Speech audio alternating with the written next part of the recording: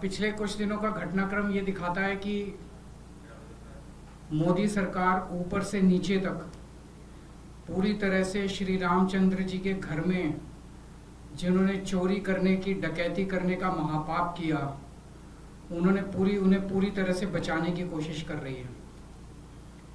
वहाँ पे जमीनों के बड़े बड़े घोटाले हुए, जिसके कागज सारे मौजूद हैं। 2 करोड़ की जमीन 18 करोड़ में मंदिर ट्रस्ट ने खरीदी, 3 करोड़ की इतने में खरीदी, सारे कागज मौजूद हैं।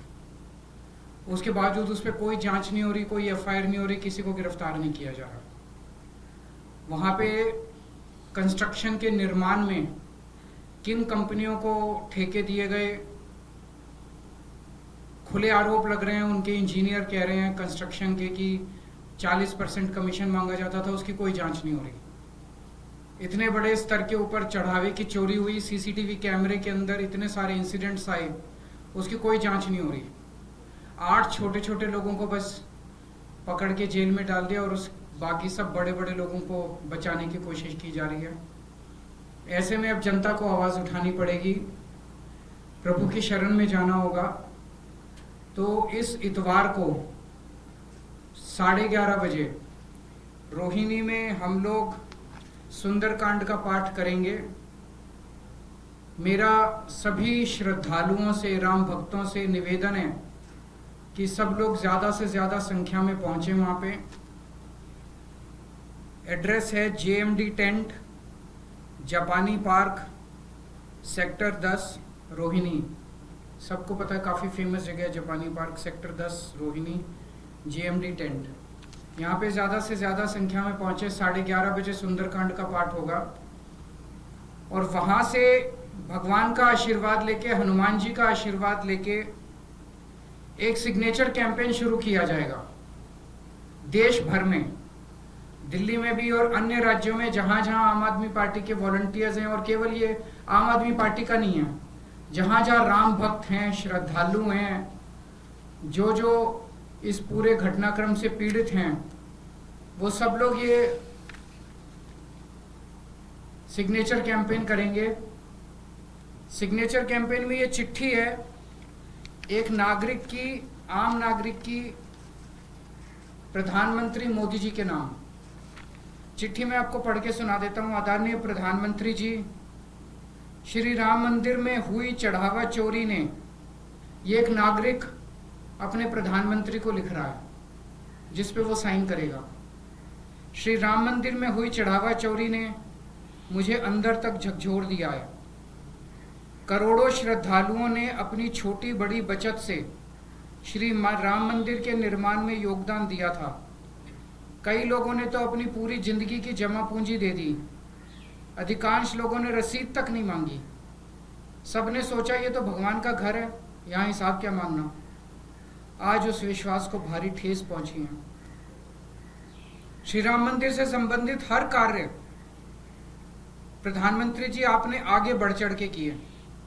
श्रीमान राम जन्मभूमि तीर्थ क्षेत्र ट्रस्ट आपने बनाया, उसके हर मेंबर को आपने व्यक्तिगत रूप से चुन के नियुक्त किया।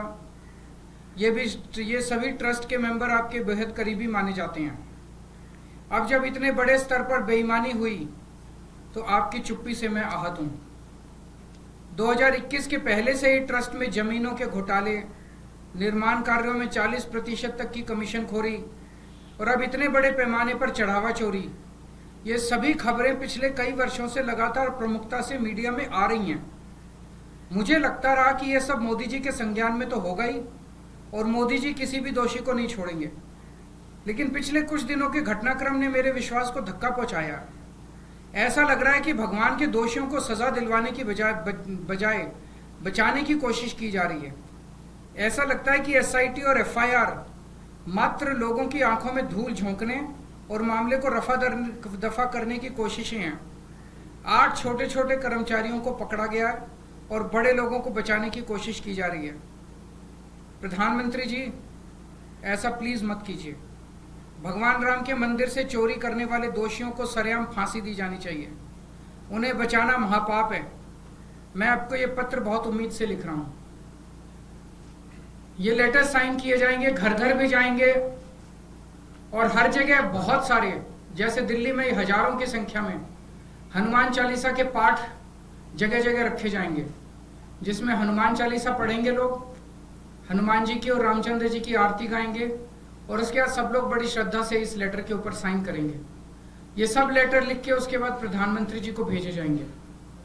हमें पूरी उम्मीद है जब भगवान का आशीर्वाद लेके, भगवान की शरण में जाके सब लोग ये काम करेंगे तो जरूर चंदा चोरी करने वाले और रामचंद्र जी के घर में डकैती डालने वालों को सजा मिलेगी। मैं समझता हूं हर सनातनी का ये फर्ज है, ये धर्म है, श्री रामचंद्र जी के यहाँ डकैती करने वाले, महापाप करने वालों को सजा दिलवाने के लिए पूरी कोशिश करें। जो लोग भी इस कार्य को करेंगे उनको और उनके परिवार का महाकल्याण होगा। अगर आपका कोई प्रश्न है तो आप बता सकते हैं। इसके अलावा आप एथनॉल पर सवाल उठाते रहे। पहली बार गडकरी ने माना हाई माइलेज की फर्क पड़ता है और E20 को लाने वाले थे, अभी ने बोला है कि वो सिर्फ पहले टेस्ट होगी फिर लाया जाएगा। तो अगर फर्क पड़ता है तो बंद क्यों नहीं कर देते? बंद कर दें। अगर मान ही लिया उन्होंने तो। कल हरदीप पुरी जी का देख रहा था, वो भी कह रहे थे हाँ थोड़े थोड़े गास्केट तो खराब होते हैं तो गास्केट भी खराब होते हैं, माइलेज पे भी फर्क पड़ता है, फिर भी जिद पे अड़े हुए हैं। सर आपकी पार्टी से जो अलग हुए थे, इंद्रप्रस्थ विकास पार्टी बनी थी जो आज भगवान राम का थोड़ा सा श्रद्धा के साथ हम बात करते हैं ठीक है। बीजेपी में विलय कर रहे हैं। कौन जो 8-7 15 लोग थे। अच्छा वो IVP वाले हैं, ठीक है, कोई। Thank you.